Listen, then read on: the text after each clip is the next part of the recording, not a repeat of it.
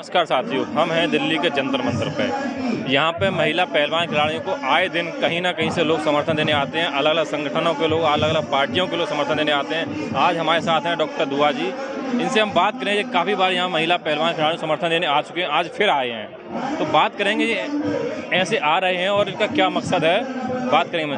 तो दुआ साहब, आप यहाँ महिला पहलवान खिलाड़ियों को समर्थन देने आए हैं और इससे पहले भी काफ़ी बार आ चुके हैं। देखिए, बैठे रहेंगे ये लोग। बहुत दुख की बात है कि हम लोकतंत्र के एक हिस्सा हैं। एक सेकुलर देश है जहां अन्याय के लिए कानून है, संविधान है, और वहां हमारी अंतर्राष्ट्रीय खिलाड़ी जंतर मंतर पे मच्छर खा रही हैं, गर्मी में बैठी हैं, भूख प्यास में बैठी हैं, उनको बिजली नहीं दिया जा रहा है। तो ये सरासर अन्याय है और कमोबेश भारत के हर राज्यों में हमारी महिलाओं, बेटियों के साथ अत्याचार, शोषण हो रहा है। और अभी जो सर्वे है, भारत सरकार का ही सर्वे है, राज्य सरकार का ही सर्वे है कि जो सत्ता में आज बीजेपी है, उनके राज्य में सबसे ज़्यादा महिलाओं पे अत्याचार और शोषण हो रहा है। तो इन पे फौरन एक्शन लेना चाहिए। लेकिन भाजपा का तो नारा है कि महिलाओं के सम्मान में भाजपा मैदान में, और आप कह रहे हैं कि महिलाओं का शोषण। नारा से अगर पेट भरता, नारा से अगर पेट भरता और अगर मंदिर से हमारा पेट भरता, रोजगार मिलता, शिक्षा मिलता, स्वास्थ्य मिलता, तो हम भी जय हो मोदी कहते।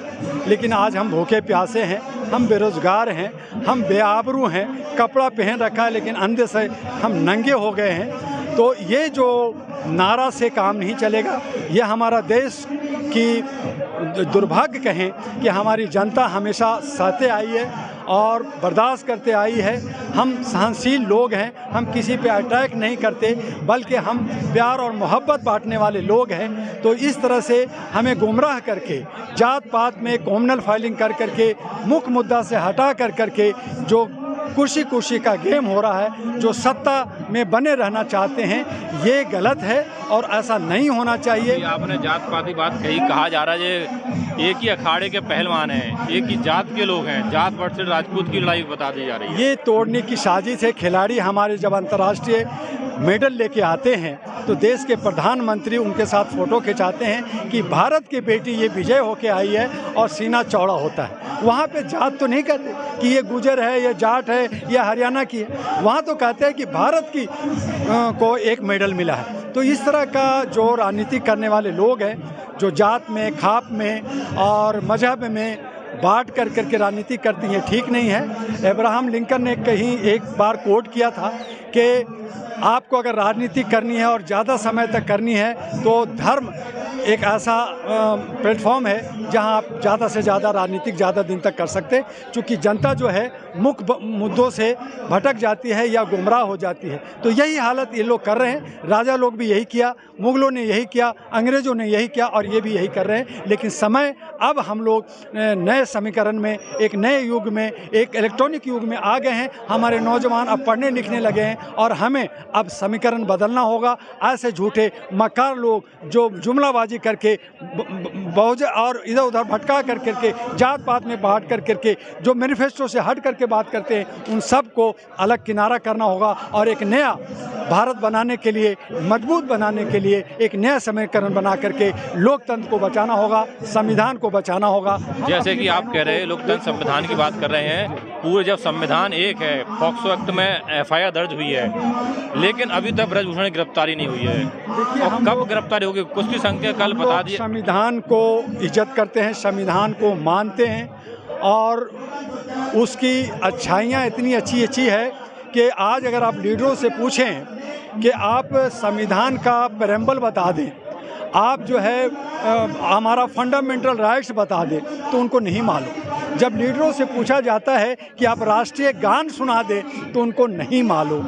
वो क्या मालूम, वो अपनी गंदगियां निकाल करके, अपनी गंदे कर करके, और वो कहते हैं कि मैं सत्ता में हूँ, मैं कुछ भी करूँगा, मैं सत्ता में हूँ, मैं आपको दबा के रखूँगा। तो ये इस तरह का संविधान का जो है धज्जियाँ उड़ाई जा रही है, कानून की धज्जियाँ उड़ाई जा रही है। और जो लोग विधायिका में न्यायपालिका में, कार्यपालिका में डरे हुए हैं, सहमे हुए हैं, सैलरी के बूते पे फैमिली बचाने के डर में है। उनको जागना होगा, उनको आवाज़ उठाना होगा। और इसमें मैं सतपाल मलिक को आपके चैनल पे सैल्यूट करना हूँ कि उन्होंने आवाज़ तो उठाया।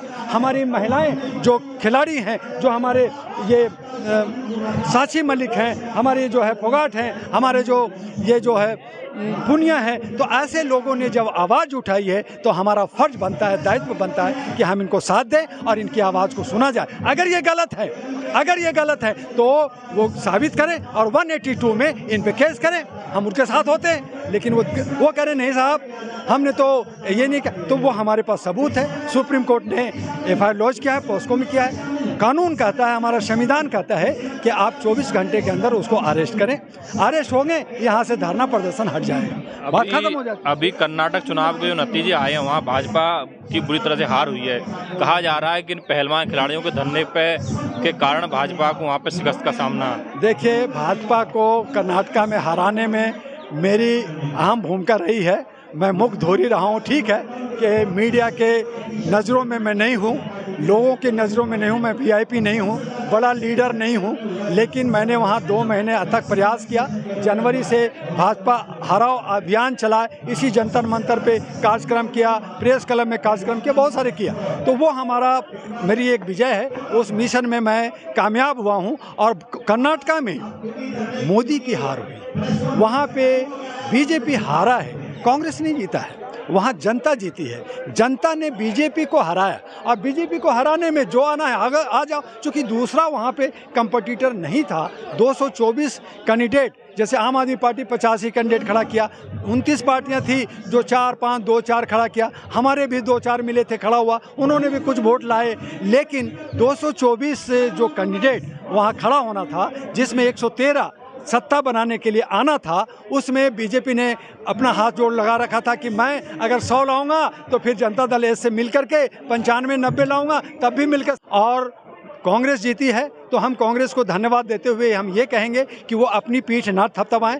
जनता की ये जीत है और वो जीत को इस तरह से सेलिब्रेट ना करें कि वो जो है सोनिया और राहुल की जीत है, बल्कि वहाँ जनता की जीत है। और इस तरह से जो अलायंस है, या जो सभी पार्टियां मिलकर करके 2024 में भाजपा को हराने के लिए ज़मीन पे आएँ।